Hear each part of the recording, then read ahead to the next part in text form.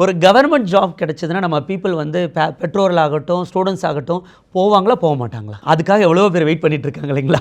இப்போ இந்த சிஏ முடிச்சதுக்கப்புறம் கவர்மெண்ட் ஜாப் அவ்வளோ ஜாப்ஸ் இருக்குங்க. சென்ட்ரல் கவர்மெண்ட்லேயும் சரி, ஸ்டேட் கவர்மெண்ட்லேயும் இருக்குங்க. அது இல்லாமல் கம்பெனியில் ப்ரைவேட் லிமிடெட் கம்பெனிஸ் இந்த மாதிரி நிறைய கம்பெனிஸில் போகலாம். தென் அட்வொகேட் எப்படி போய் கோர்ட்டில் வந்து ஆர்கியூ பண்ணுறாங்களோ அந்த மாதிரி இங்கே வந்து அப்பீல்னு சொல்லுவோம். எங்களுடைய ஜிஎஸ்டி இதில் ட்ரிபுனல்னு சொல்லுவோம். அங்கே போய் கேசஸ் ஜிஎஸ்டி கேசஸ்லாம் எடுத்து நம்ம வந்து ஆர்கியூ பண்ணி கேஸ் வின் பண்ணலாம். இந்த மாதிரி எக்கச்சக்க வேலைவாய்ப்புகள் உண்டுங்க. இங்கே மட்டும் கிடையாதுங்க, ஃபாரின்லேயும் இதுக்கான வேலைவாய்ப்புகள் உண்டு.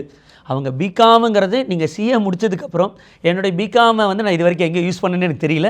என்னுடைய மார்க் ஷீட் எங்கே இருக்குன்னு கூட தெரியலைங்க. நம்ம சிஏ முடிச்சதுக்கப்புறம் பிகாமுங்கிறது ஒன்றுமே இல்லை அப்படின்னு தான் நான் சொல்லணுங்க. இதில் வந்து மொத்தம் 3 லெவல்ஸ் இருக்குங்க. சிஏ ஃபவுண்டேஷன் சொல்லுவோம், அது என்ட்ரன்ஸ் எக்ஸாம் மாதிரிங்க.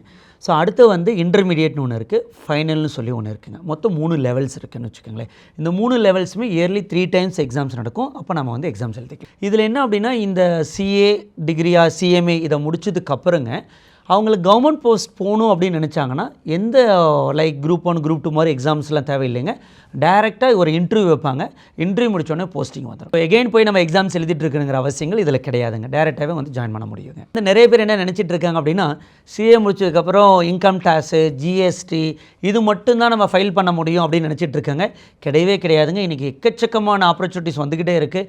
இந்தியா வந்து 2030 எங்கேயோ டெவலப் ஆகும் அப்படின்னு சொல்லியிருக்காங்க. நிறைய கம்பெனிஸ் உள்ள வந்துட்டுருக்கு. அப்போ வந்து அனலைசிஸ் ஆஸ்பெக்ட்ஸ்லாம் நிறையா இருக்குங்க. லைக் வந்து ஒரு ட்ரிபுனலில் போய் நம்ம ஆர்கியூ பண்ணுறதாகட்டும், தென் வந்து ப்ராஜெக்ட் ரிப்போர்ட் போடுறது. ஒரு கம்பெனியில் வந்து சிஎஃப்ஓன்னு சொல்லுவோம், எம்டிக்கு அடுத்த லெவலில் இருக்குது. அதெல்லாம் ஸ்டெப் பை ஸ்டெப்பாக அடுத்த லெவலுக்கு போக முடியுங்க. இந்த மாதிரி அப்புறம் காஸ்டிங் ஆஸ்பெக்ட்ஸில் சொல்லுவோம். பேங்க்கில் லோன் வாங்குறானா லோன் வாங்குறதுக்கான ப்ராஜெக்ட் போட்டு கொடுக்குறது. இந்த மாதிரி வெரைட்டி ஆஃப் ஃபீல்டு இருக்குங்க. அத்தனை ஃபீல்டையும் அங்கே ஒர்க் பண்ண முடியும். ஈவன் ஷேர்ஸை பற்றி அனலைஸ் பண்ணுறது, அந்த கம்பெனி எப்படி பர்ஃபார்ம் பண்ணுதுன்னு அனலைஸ் பண்ணுறது, இந்த மாதிரி பல விதமான துறைகளில் வந்து அவங்களால வேலை பார்க்க முடியும்.